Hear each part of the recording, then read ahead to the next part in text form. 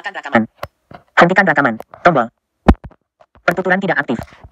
Bismillahirrahmanirrahim. Assalamualaikum warahmatullahi wabarakatuh. Dan selamat petang kepada subscriber dan penonton-penonton sekalian yang sudi menonton video saya. Dan saya ucapkan terima kasihlah kerana sudi meluangkan masa anda untuk menonton video ini. Baik, hari ini saya akan beritahu anda tentang pengenalan kepada Al-Quran. Baik, tanpa membuang masa, saya teruskan dengan saya punya inilah video ini. Okey, jadi saya akan bacakan untuk anda. Saya akan beritahu anda. Yalah, bacalah.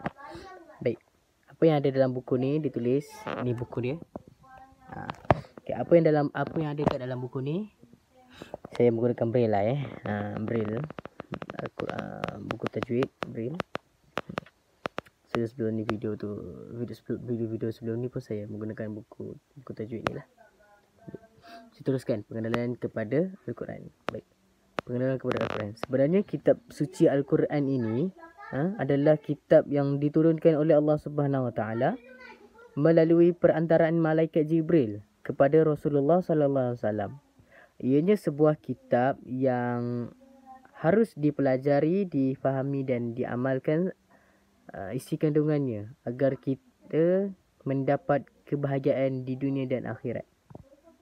Baik, kitab Al-Quran mempunyai 30 juzuk, 60 hizab, 240 rubuk, 140 surah, 6,236 ayat, 77,437 kalimah, 323,671 huruf dan 150,681 titik. Kalau tak nampak buku saya minta maaf. Jadi kita teruskan lagi. Membaca Al-Quran merupakan satu ibadat yang amat penting bagi umat Islam dengan ganjaran pahala yang amat besar diberikan oleh Allah Subhanahu Wa Taala kepada umat Nabi Muhammad sallallahu alaihi wasallam.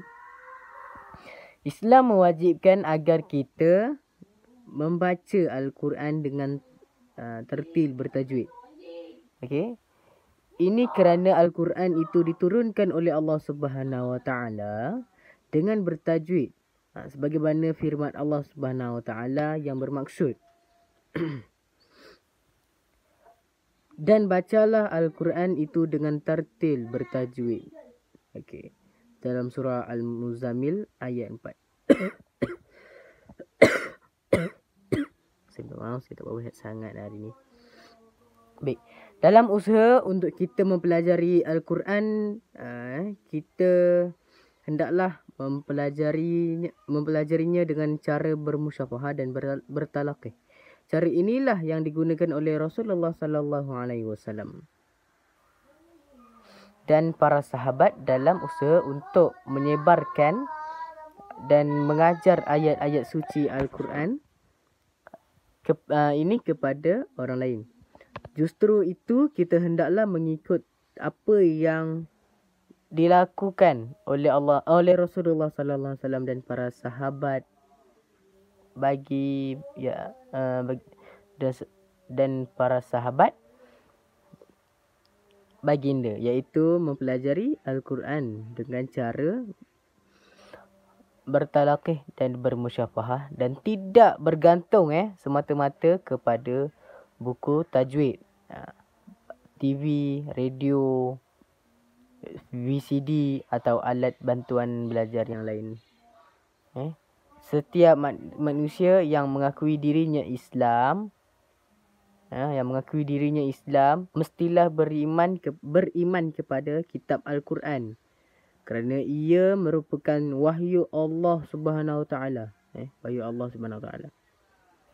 Ini kerana kitab Al-Quran memberikan panduan hidup di dunia dan akhirat kepada sesiapa sahaja yang mempelajarinya.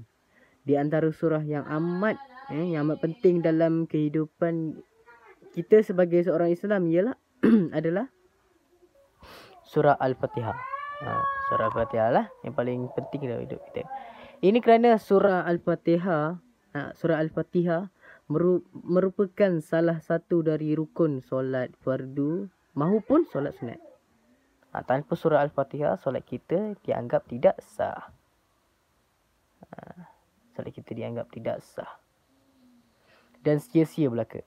Ini selaras dengan sabda Rasulullah sallallahu alaihi wasallam yang bermaksud sempurna dan sorry saya minta maaf. Yang bermaksud tidak sempurna dan tidak sah solat tanpa membaca surah Al-Fatihah. Nampak wajibnya kita membaca surah Al-Fatihah ini. Okey. Baik, kalau tak nampak muka saya daripada tadi ataupun audio ni tak berapa jelas, boleh komen kat bawah. InsyaAllah nanti saya akan perbaikikan lagi lah audio ni. Baik, sampai sini saja. Jika ada rezeki, umur panjang, insyaAllah kita boleh berjumpa lagi di video seterusnya. Sekian. Pertuturan aktif. Pemilih kamera. Hentikan rekaman. Tombol. Sekian, terima kasih. Assalamualaikum WhatsApp. Sekarang, Muhammad Akmal Muhammad Umat.